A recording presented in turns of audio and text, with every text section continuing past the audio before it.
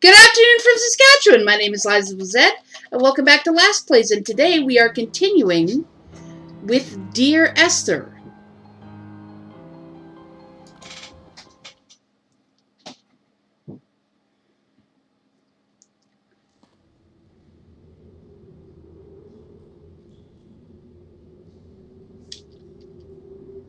Okay, so I have loaded back up in the cave.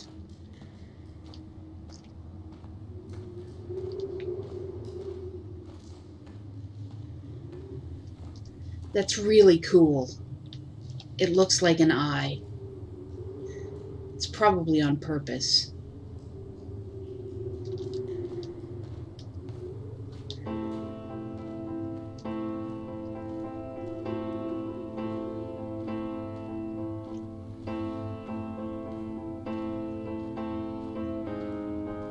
The moon over the Sanford Junction, headlights in your retinas. Donnelly drove a grey hatchback without a bottom. All the creatures of the tarmac rose to sing to him. All manner of symbols crudely scrawled across the cliff face of my unrest. My life reduced to an electrical diagram. All my gulls have taken flight. They will no longer roost on these outcrops. The lure of the moon over the Sanford Junction is too strong.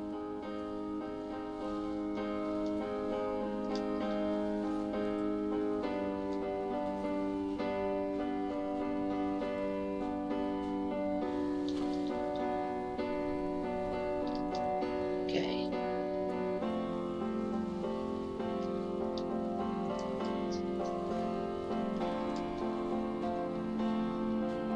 Of fire and soil, I chose fire. It seemed the more contemporary of the options, the more sanitary. I could not bear the thought of the reassembly of such a ruins. Stitching arm to shoulder and femur to hip, charting a line of thread like traffic stilled on a motorway, making it all acceptable for tearful aunts and traumatized uncles flown in specially for the occasion. Reduce to ash, mix with water, make a phosphorescent paint for these rocks and ceilings.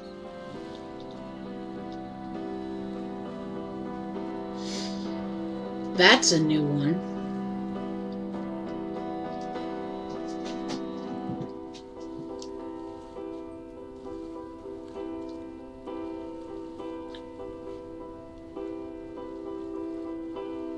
At least I think it is. I don't remember it.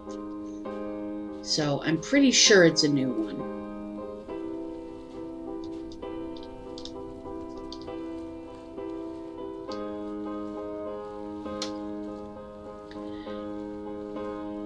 Okay. There were chemical diagrams on the posters on the walls on the waiting room. It seemed appropriate at the time. Still life abstractions of the processes which had already begun to break down your nerves and your muscles in the next room. I crammed diazepam as I once crammed for chemistry examinations. I am revising my options for a long and happy life. Wow, I don't remember that one either.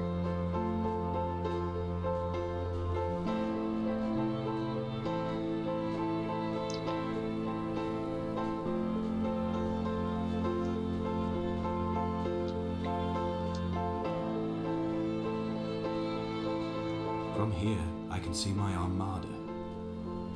I collected all the letters I'd ever meant to send to you, if I'd have ever made it to the mainland, but had instead collected at the bottom of my rucksack, and I spread them out along the lost beach.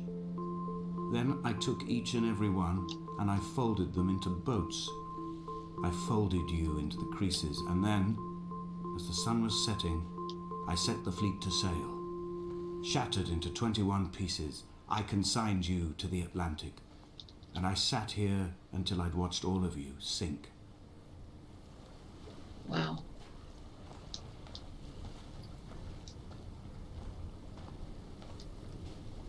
Okay, so I can't remember how far I went this way, but I don't think it was very far. No, I think I've explored all this way, as far this way as it goes. Yeah.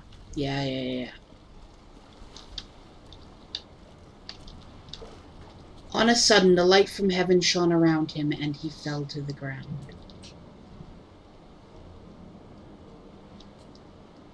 Okay, so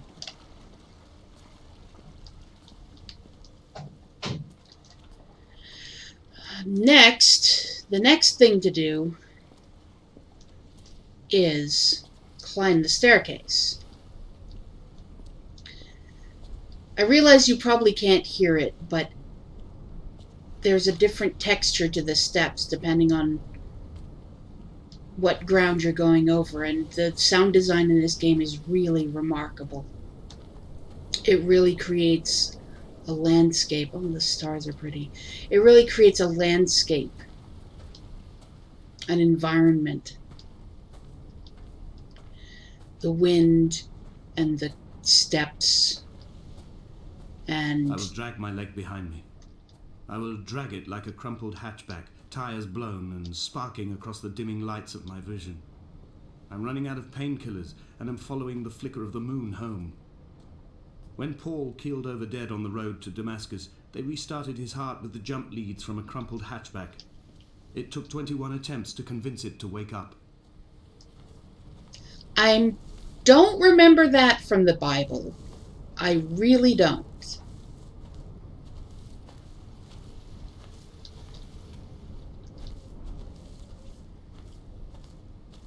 So I can't tell if he's talking about Paul, the other guy that was in the wreck, or Paul from the Bible. Like, the road to Damascus makes me think the biblical Paul, but it's possible he's conflating the two of them. I don't know. It's really odd. It's really odd.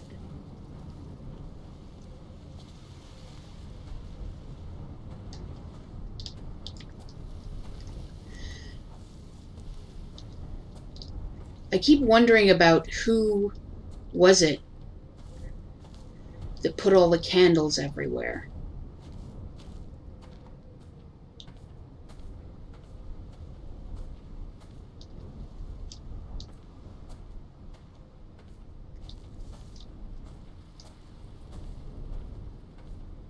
I'm paranoid about missing things, so now I'm doubling back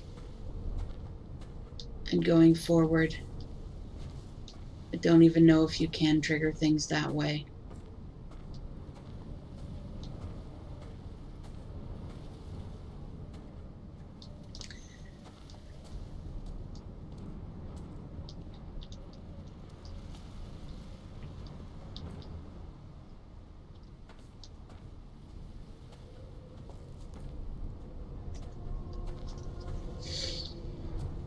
The wind.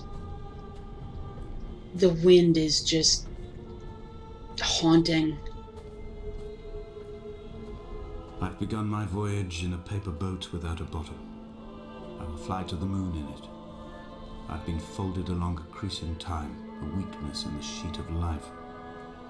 Now you've settled on the opposite side of the paper to me. I can see your traces in the ink that soaks through the fiber, the pulped vegetation. When we become waterlogged and the cage disintegrates, we will intermingle. When this paper aeroplane leaves the cliff edge and casts parallel vapor trails in the dark, we will come together. And something he was proceeding on his journey. As he was proceeding on his journey.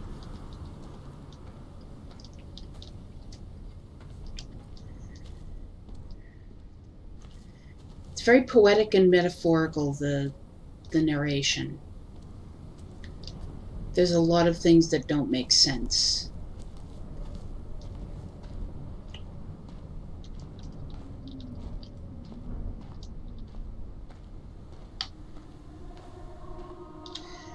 And was come near to Damascus.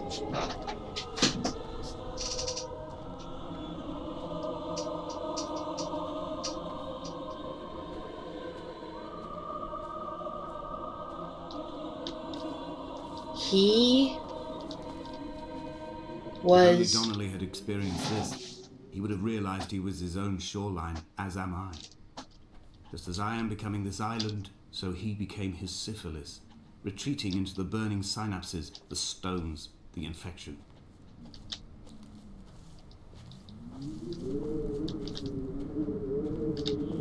He was 3 days without sight,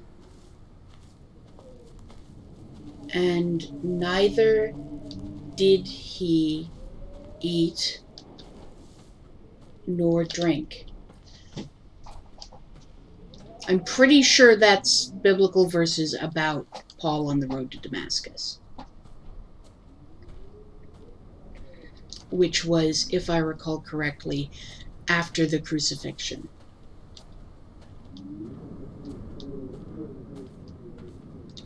When he was in mourning, so it's kind of appropriate.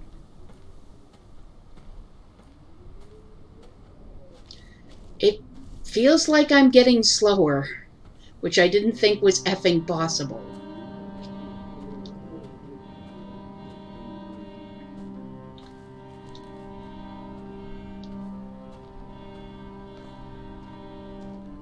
Bent back like a nail, like a hangnail, like a drowning man clung onto the wheel, drunk and spiraled, washed onto the lost shore under a moon as fractured as a shattered wing. We cleave, we are flight and suspended, these wretched painkillers, this form inconstant. I will take flight, I will take flight. I will take flight.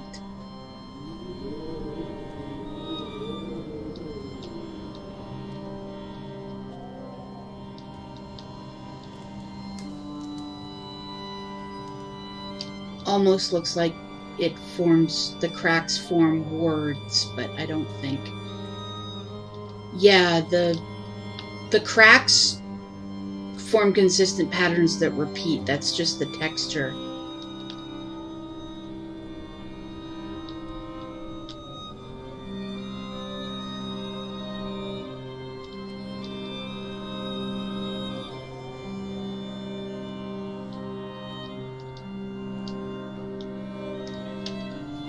And he came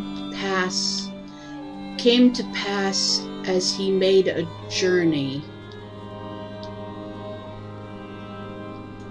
Danger, unauthorized personnel keep out. Yeah, that's not happening.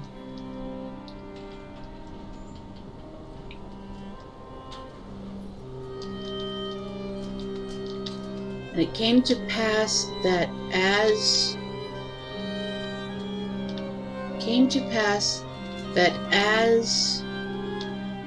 I made my journey,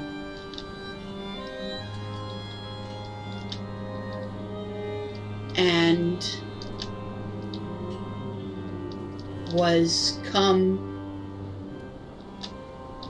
to high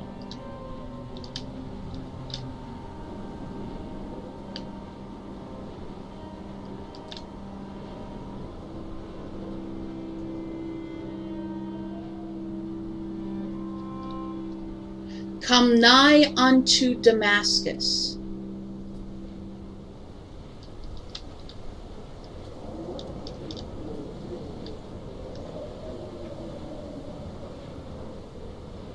Yeah, I can't read it, which is frustrating.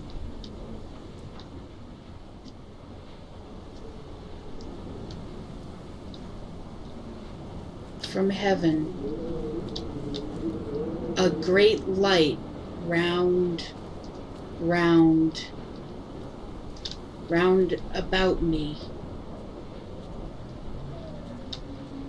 and could not see. A gull perched on a spent bonnet, sideways, whilst the sirens fell through the middle distance and the metal moaned in grief about us. I'm about this night in walking, old bread and gull bones, old Donnelly at the bar gripping his drink, old Esther walking with our children, old Paul as ever, old Paul. He shakes and he shivers and he turns off his lights alone.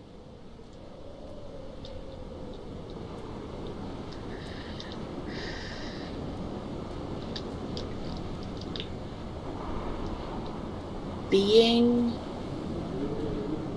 led by the hand of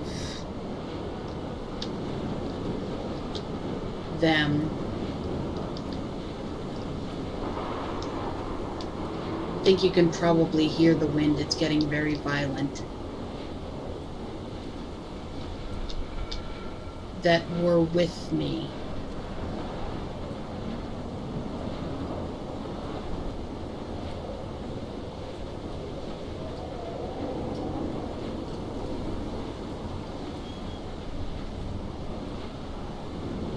Came into.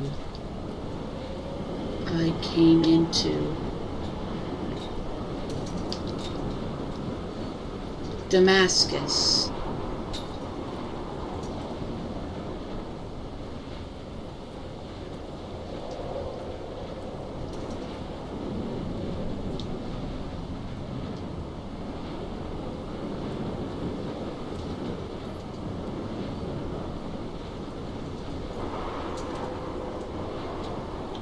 Run out of places to climb. I will abandon this body and take to the air. Is this guy gonna jump off? Dear Esther, I'm not controlling this. I've burnt my belongings, my books, this death certificate. Mine will be written all across this island. Who was Jakobsen? Who remembers him? Donnelly has written of him, but who was Donnelly? Who remembers him? I have painted, carved, hewn, scored into this space all that I could draw from him. There will be another to these shores to remember me. I will rise from the ocean like an island without bottom, come together like a stone, become an aerial, a beacon, that they will not forget you. We have always been drawn here. One day the gulls will return and nest in our bones and our history. I will look to my left and see Esther Donnelly flying beside me. I will look to my right and see Paul Jakobsen flying beside me. They will leave white lines carved into the air to reach the mainland, where help will be sent.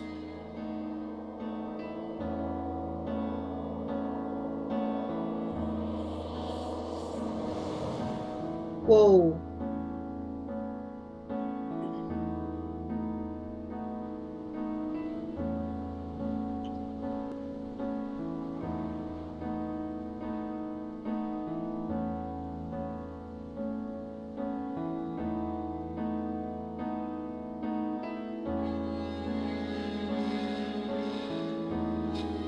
Holy shit.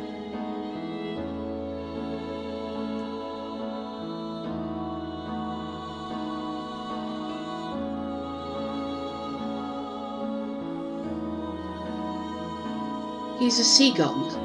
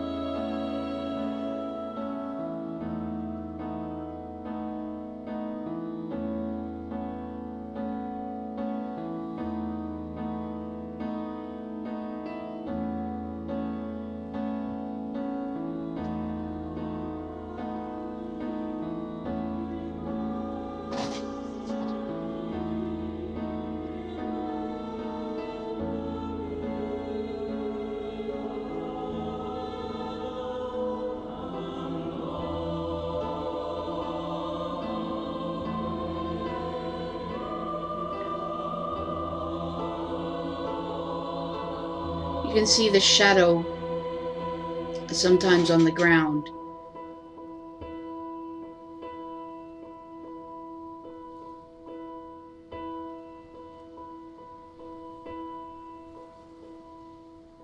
Huh. Come back.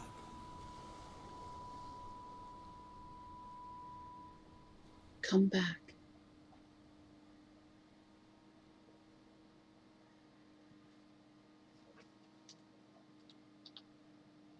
That was weird. I'm not 100% certain what to make of that.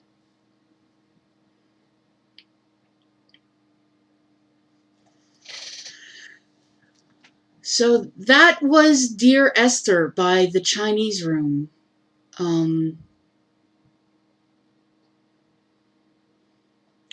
Nigel Carrington was the name of the voice actor. That's something.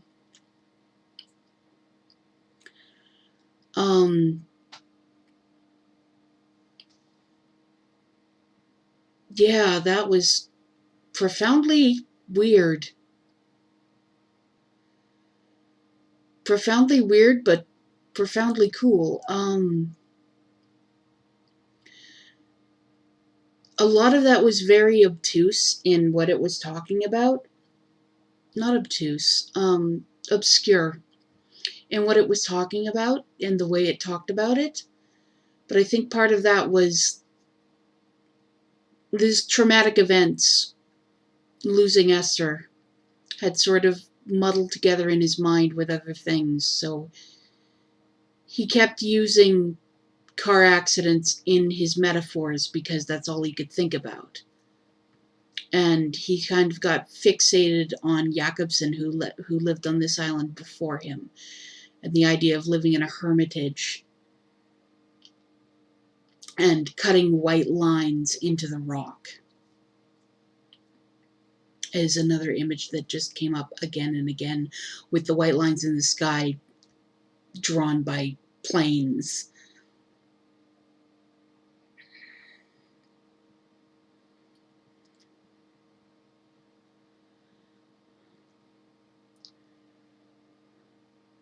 Funded by the Arts and Humanities Research Council. That's cool. Developed at the University of Portsmouth. That's interesting. That's interesting.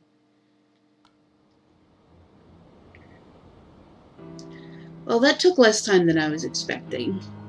I thought there was going to be a second episode out of this, but no, it's very short. Nothing wrong with that, I suppose.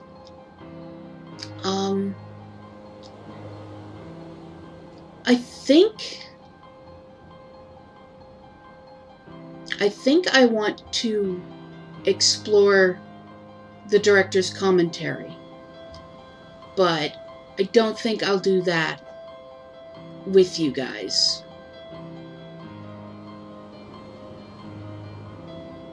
Because that would just take forever again. But yeah, it's a game I do recommend playing. I do recommend playing if you get a chance. It's quite an experience. I'm not sure if my Let's Play really captures the feeling of it, the full soundscape of the wind and the sound of your steps, and it really is remarkable. It really is quite an experience that I do recommend. And yeah, he just turns into a seagull at the end. I don't know, part of me wonders if the whole journey wasn't metaphorical. Like, I don't think it's meant to be taken literally that he turns into a seagull. I think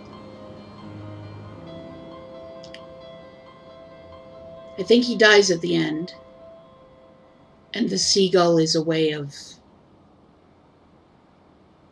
saying his spirit lives on.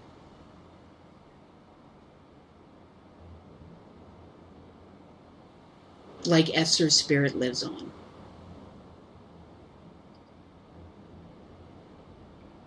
Like he says in his final letter.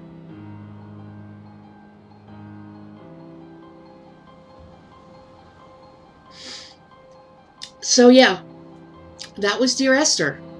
A game I recommend. I strongly recommend. And thanks for joining me today. Like this video if you liked it. Comment if it made you think. Share if you know someone else who'd like it. And subscribe if you want to see more. If you want to support me and what I do, check out my Ko-fi at ko-fi.com/LizaWithaZed or my Patreon at patreon.com/LizaWithaZed. That's it for now, and I hope I see you again next time. Play me out, Bowman.